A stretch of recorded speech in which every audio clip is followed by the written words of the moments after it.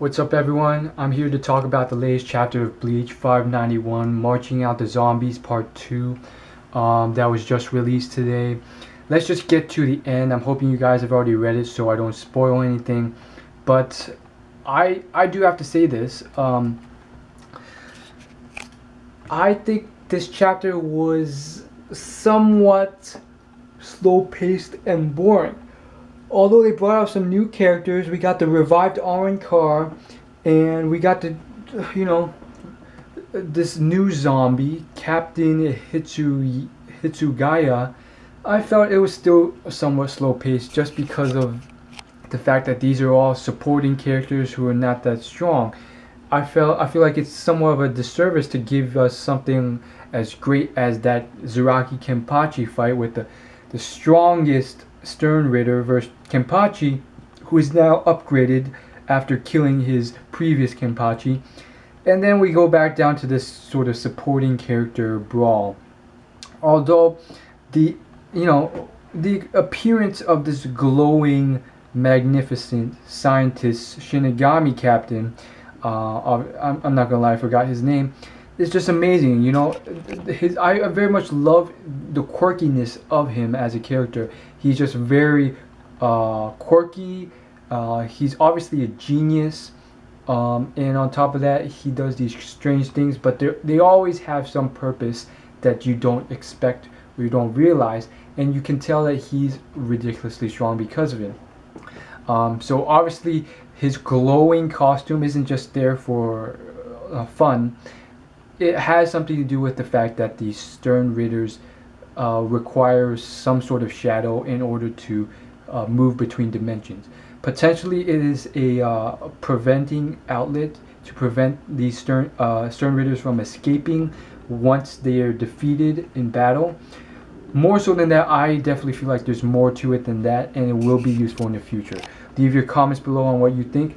Now let's get to this, the last page of this. So this cliffhanger wasn't as good as the cliffhanger from before, when it was revealed that this guy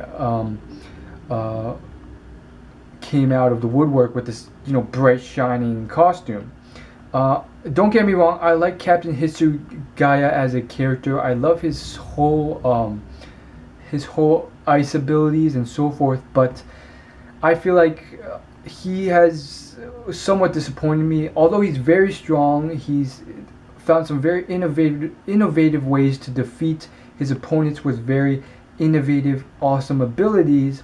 At the same time, I just feel that he's definitely not as strong as most of the main characters in the series.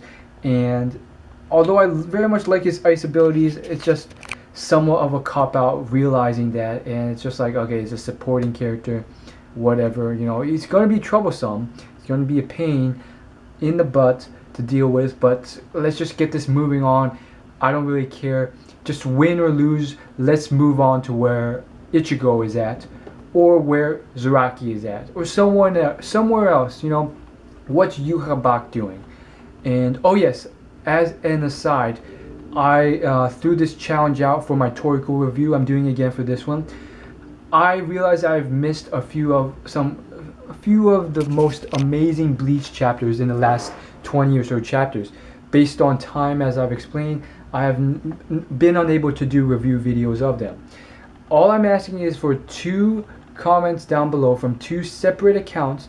Please don't be a douche and just make a second account and do this, but all I'm asking is for 2 comments below in a video requesting, and it has to be in the same video and from different people, requesting a previous chapter of Bleach or any other manga to be reviewed that I do reviews on. It can't just be some crazy manga I've never done a review on, and I'll go ahead and do a review on that chapter. So if you want 589 or 588 reviewed, which I haven't done yet, leave it in the comments below, and they have to be on the same chapter from 2 different people. Anyhow, I really felt like this chapter was somewhat slow paced, although I did like the 4 Orange Car. I felt it surprising that they had their personalities. It obviously was a plot twister because we thought these guys would just come in Obviously, they were zombies revived. We thought they would just come in with no personalities, just do the bidding of the master. But we had this sort of funny little exchange with all of them. All of them having a strange sort of errand card dialogue with themselves, with their very distinct personalities. And obviously, you guys all know the one I like the most. Why? Because of his exuberant and funny personality, where he, I forgot his name, but it's that buff, feminine one.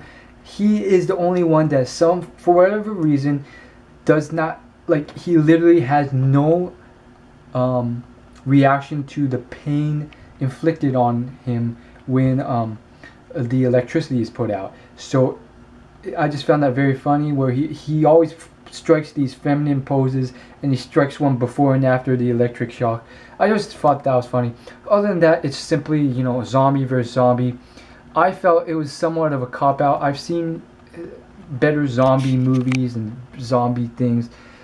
They're barely zombies in effect. Like, you could barely tell that they're zombies other than a few cuts, scrapes, blood on their faces, no pupils on their eyes, and some stitches. Like, it's barely zombies. And I mean, it's a fight of weak people versus somewhat stronger people. And I'm talking these foot soldiers, Shinigami versus the Iron Car, which was obviously stepped up by the appearance of the captain, who has returned as a zombie. And obviously, we have the other Stern Ridders who were turned into zombies. But still, for whatever reason, I feel like this is somewhat of a boring fight. I'm just not really excited by all the abilities, and it's just boring. I just feel like, in general, in comparison to the other strongest characters of Bleach, it just seems like a weak fight. Kind of like in DBZ when you see, hold on, kind of like in DBZ where you see some of these weird, strange characters just, supporting characters fighting each other. It's like, who cares? We want to see Goku or Gohan fight.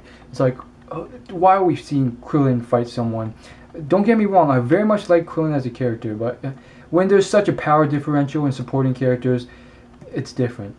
And I guess the final thing I want to remark on is what was said about the foot soldiers. He literally mentions that, hey, foot soldiers were designed by nature to be killed in a war, and that is what the the previous captain commander set out verbatim to be done. And he then remarks on how it is stupid and naive to just think that everyone should not die, or there should not be sacrifices.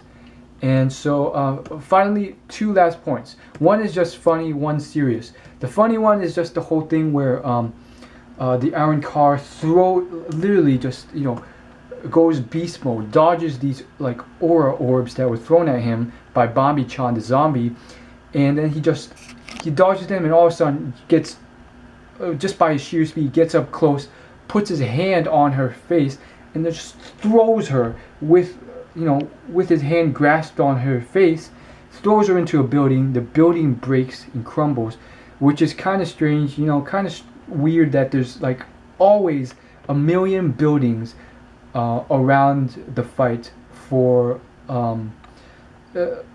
someone to destroy in Bleach. Like, there's an infinite amount of buildings always in Bleach to be destroyed. But I just found it very funny, that whole idea where he throws that thing. It's also really awesome how he does it. He's so strong, he throws it, the building cracks and crumbles, and then the captain's like, unfortunately you missed me there, and he's like, I wasn't trying to hit you, my hand slipped. I just like the personality exchange there. He's like, I know you hate me, unfortunately you missed when you're trying to throw me. Thanks for still obeying my commands and fighting these people, and although I sort of manipulated you guys to fight these people, thanks for trying, and hey, I know you hate me, you missed. It's just kind of funny.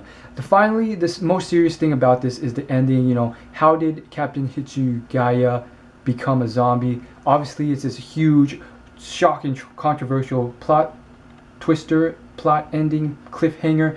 I felt there's been plenty of better cliffhangers. I was just like meh about this, and obviously it begs the question of how did Captain Hitsugaya become a zombie?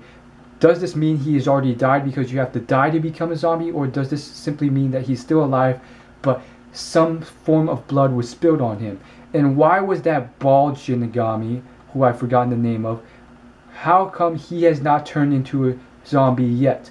Is it simply some foreshadowing of an event where people forget that, hey, he didn't turn into a zombie, so they just ally with him, and then at the last second they're like, oh, I just didn't turn him into a zombie, so at the last possible moment I could use that as my last trump card to backstab you.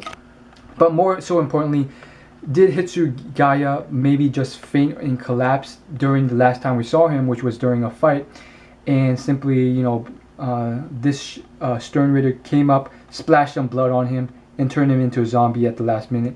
So I don't think he's dead. I think he just got some blood splashed on him, which is why he was able to become a zombie.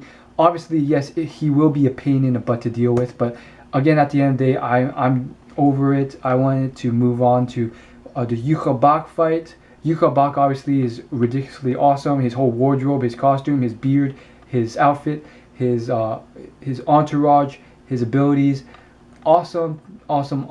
And it's cool because the Stern Ritters also have foot soldiers, which you saw Yukabak utilize when he entered the Spirit King's palace. So we will see what happens. What is Yukabak's whole deal? Does he want to not only defeat the Shinigami, but more so defeat the Spirit King, or become the Spirit King, which is obviously, the Shinigami are definitely aligned and allied with the Spirit King.